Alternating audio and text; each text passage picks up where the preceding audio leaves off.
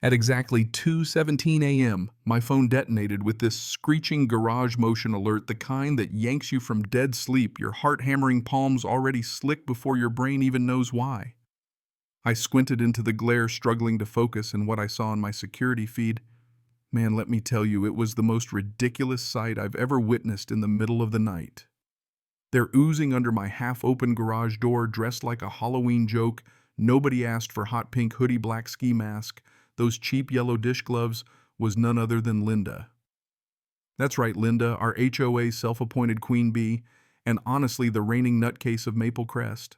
She crept like she'd watched one too many bad spy movies, flashlight clenched between her teeth, bolt cutters in her hand, moving with this cracked-out sense of purpose like she was about to recover the crown jewels or something.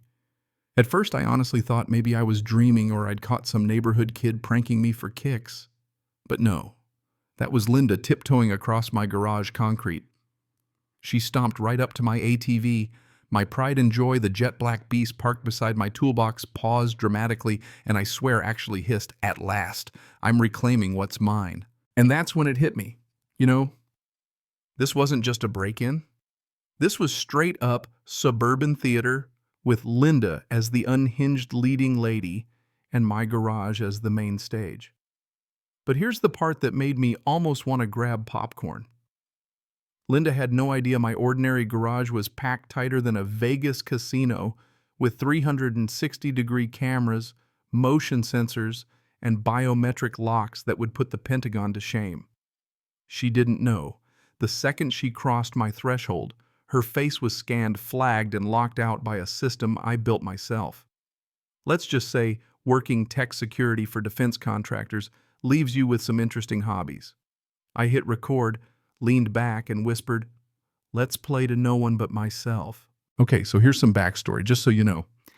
I'm not making this up. Linda isn't your everyday neighborhood pest. She's more like a one-woman natural disaster. Since she moved into our little cul-de-sac, it's been nothing but drama. She'd slap you with a fake fine if your grass was a hair too tall, call a board meeting because your kids chalked hopscotch on the sidewalk, patrol the street like she was deputized by God. Her latest obsession, my ATV. She swore up and down her late uncle had one exactly like it and left it to her, despite the fact that I bought mine off a legit seller on Facebook, full bill of sale, registration, everything. Didn't matter. In her head, I was a thief who'd robbed her inheritance, and she was on a crusade to get it back. First came the notes, passive-aggressive, taped to my door, sprinkled with phrases like familial equity and ancestral claim. I ignored them. Then she dragged the HOA board into it, tried to get them to make up a rule against inherited property theft, no dice. The others just rolled their eyes. So when all else failed, Linda escalated. That's how she ended up breaking into my garage at 2 a.m., ready to commit a felony over an ATV. As she reached for the handlebars, I watched the panic start to creep into her posture. She jabbed the ignition, but all that happened was a red light on the dash and my custom security voice blaring out, "Unauthorized face detected. Access denied." Linda froze, then hit the button again, like maybe the universe would just give her a break. "Nope." System locked. The voice snapped right as the garage dropped into darkness and those perimeter LEDs flared blood red. The whole place echoed, intruder containment initiated as my reinforced door slammed shut. Now it was just Linda and the camera. The best part, I streamed the whole circus to my private Discord of tech buddies, guys who live for this stuff. The chat blew up instantly. "Is this live? She's really trying to start it?" Wrenches flew everywhere as Linda panicked, slipping on a puddle of motor oil, knocking over a whole rack of tools. If you want to picture it, imagine America's funniest home videos but with felony charges. 5 minutes later, my system auto-dialed the cops. Linda bolt cutters useless clawed at the door, cowering in the corner as my AI speakers calmly repeated authorities dispatched. "Remain still." She was babbling, convinced she'd been abducted. When the police rolled up, I met them in my pajamas, coffee in hand, and unlocked the system with my phone. They found Linda perched on an old paint can, arms crossed, muttering about cosmic justice. She launched into a full meltdown, waving a wrinkled obituary and sobbing, "It's in his will," like she was on some courtroom drama. I just handed the cop my folder, bill of sale, registration, the whole 9 yards. He glanced through, handed it back, and said, "Ma'am, this is legit." Linda's face, let's just say she wasn't pleased. "Then why did his garage trap me like a criminal?" she whined. I couldn't help but laugh. "Because you broke in like one." The cop nodded. "You weren't invited." That should have been the end, but if you've ever dealt with an HOA tyrant, you know these people don't quit. By lunchtime, I had an HOA violation in my inbox: improper garage use, $200 fine, plus a blurry photo of my ATV attached. The next morning, another fine, this time for vehicular intimidation, and a demand for a board meeting. Here's the kicker: Linda had secretly gotten herself named HOA president.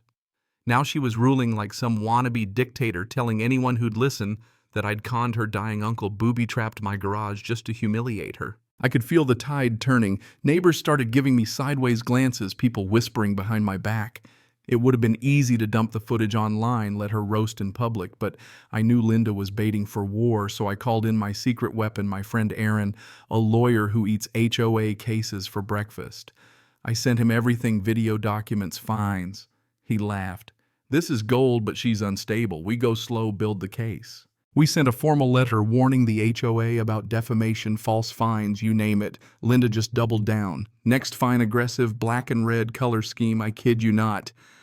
She called a backyard HOA emergency meeting where she ranted about my vehicular menace. But cracks started to show.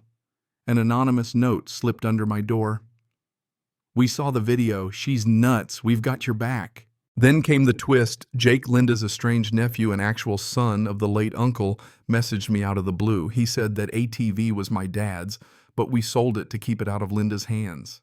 I helped list it. He attached screenshots of the wholesale messages, a notarized estate doc, everything. Suddenly I had the smoking gun. Aaron filed a cease and desist for defamation, attached Jake's evidence, and sent the HOA an 80-page dossier served right in the middle of one of Linda's backyard rants. Somebody caught her reaction on video, that smug smile of hers just melting into full-blown panic, screaming about forgeries and hackers. The HOA Oversight Committee, silent until now, sprang to life. They called a hearing. I showed up with Aaron and a tablet loaded with video and docs.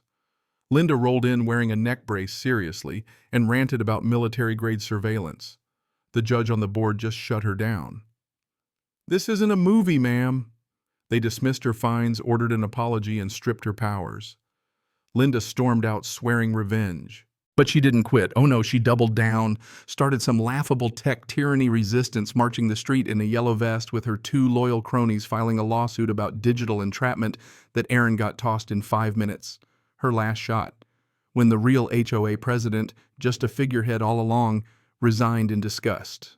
The neighborhood voted Dana, this level-headed, universally liked neighbor, ran against Linda, and it was a landslide. Linda screamed election fraud, but the mic was cut, and for the first time people cheered. Dana ordered a forensic audit of HOA funds and surprised $8,000 missing, bogus contracts, personal expenses, disguised as community events, even fake payments to Linda's cousin's kid. The county started sniffing around. Linda's cronies jumped ship. She stopped showing up, just posting long rants to her sad little Facebook group, True HOA Justice, that nobody joined. Then her house went up for sale, and just like that, she was gone. No tearful goodbyes, no victory lap, just movers loading boxes while she snapped at them, ignored by everyone. A week later, I got a certified letter, Linda's handwriting, perfumed floral paper, naturally. I was right, she raved, blaming her downfall on my psychological warfare. She threatened to sue for cyberbullying. Aaron just laughed, said ignore it. Then she surfaced as the martyr in some blog from another state. It flopped. Nobody bought her story. Meanwhile, the county's report on her fraud went public, and with Dana in charge, trust came back, the block parties returned, and my garage, now famous as the Vault, became a legend. And the ATV, I loaned it to a motorsports museum for a month with the access denied audio on loop. Kids loved it. Neighbors laughed, and our story spread to other neighborhoods as a cautionary tale. The only thing left of Linda's reign was an LED access denied sign above my garage door, glowing every night. Sometimes when I lock up, I still think this was never about an ATV. So now I gotta ask, if you were in my shoes, would you have gone this far? Is there ever a point where standing up to the Linda in your life goes too far? Or not far enough? Let me know down below because honestly, I'm still trying to decide where justice ends and good old-fashioned neighborhood drama begins.